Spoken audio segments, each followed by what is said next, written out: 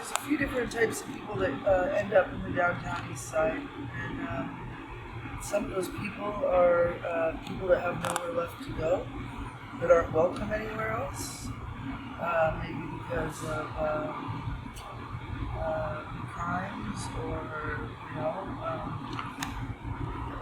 yeah.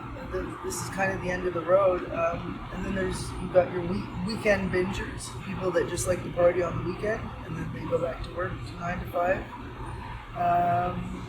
Then you've got your runaways, kids that are young people that have run away from home or group homes. And you have people that have tried to get clean, but for whatever reason, maybe they relapsed. Maybe, those places are a revolving door. Maybe they were kicked out for reasons, any reasons, and they really end up down here because this is where all the shelters are, this is where the food is, this is where you survive when you have nothing. So some people, like the weekend bingers, they think it's a good time, it's kind of taboo, this is known all over the world, this place. But then there's people that just are trying to survive and make it, and they literally have nowhere else to go, they're on welfare, disability. I think Vancouver is one of the most expensive places in the world. And then there's people that come down here for work. Either there's a lot of sex workers, drug dealers, all that, because with any kind of market and the society we live in, there's going to be a black market. They need the black market, whether they realize it or not. And then there's people. I've met a lot of nurses that didn't start using or shooting dope until their 40s, because they were nurses. They were around it all the time. They got curious or whatever reason. Then young people like me who were lost and had nowhere else to go, and I knew this was going to be a bad place for me, but where else was there to go? This is I really had run out of options by that point, and now with this, how it is down here, I've almost normalized what goes on down here. Like it's desensitized me. I've walked through people's blood as the forensics were they told us to walk through people's blood after a murder had just happened. I've seen people stab each other. I've seen people do nasty things to each other. I've walked in on people giving obviously trying to OD a friend of mine. I walked in at the right time, and I had to push them all in the way and get on top of her and start giving her CPR.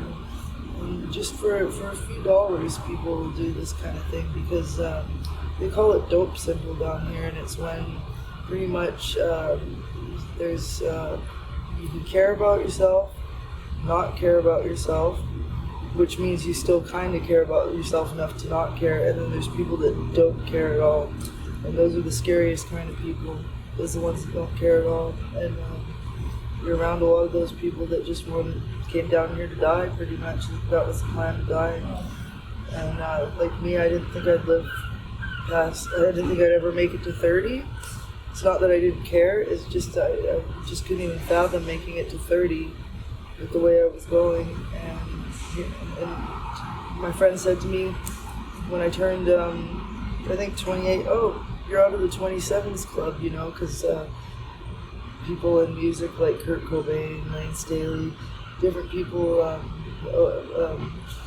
didn't make it past 27, and that was scary to me. I was like, wow, Faith, you haven't died yet. You're gonna have to live a whole lot of life. I don't think you're gonna be able to die, or it's just not gonna happen for you. And that was actually pretty scary to me, because I realized that it's not my choice when it's time for me to go. I didn't make this planet. I'm just living on it, and so I thought, well, I'm pretty miserable doing this. But, if you just want to die, you know.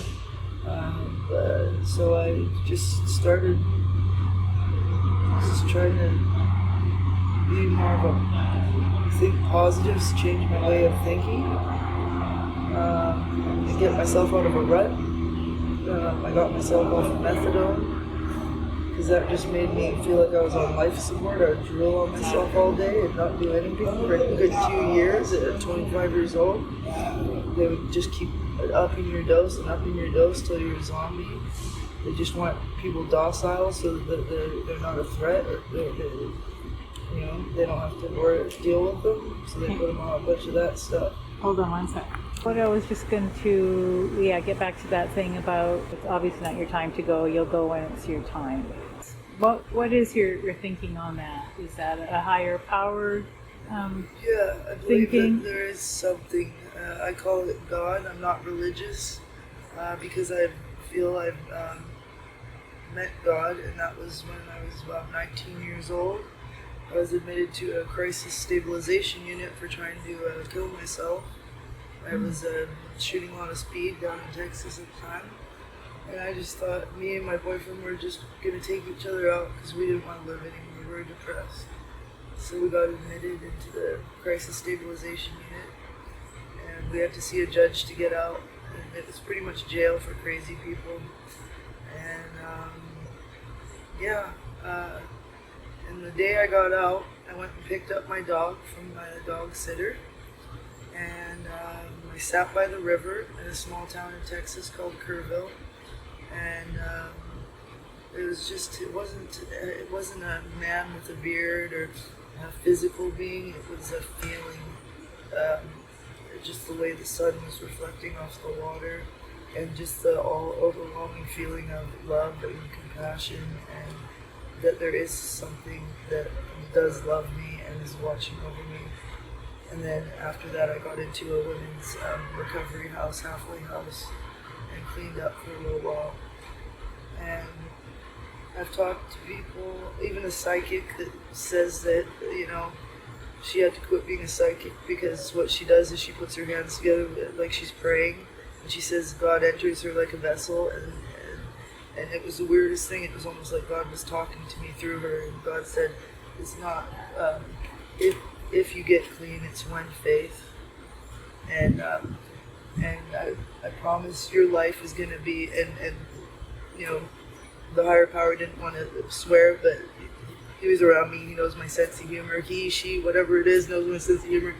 Said, your life is going to be fucking amazing. It's like not wanting to swear, but saying that. Yeah. And then it was right back to the lady I was talking to. It was just the strangest thing one night at the UGM.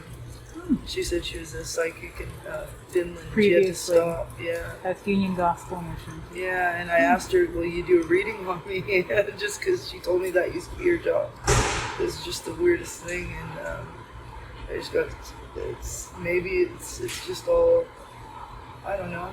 Even if there wasn't, it's like my name is Faith, and I never really fully understood what that meant. That means to have courage and to believe in something without any proof, but just full-heartedly believe in something. And even if there's nothing at the end of all this, at least like I had something to live for, and a purpose. And I'm just not being.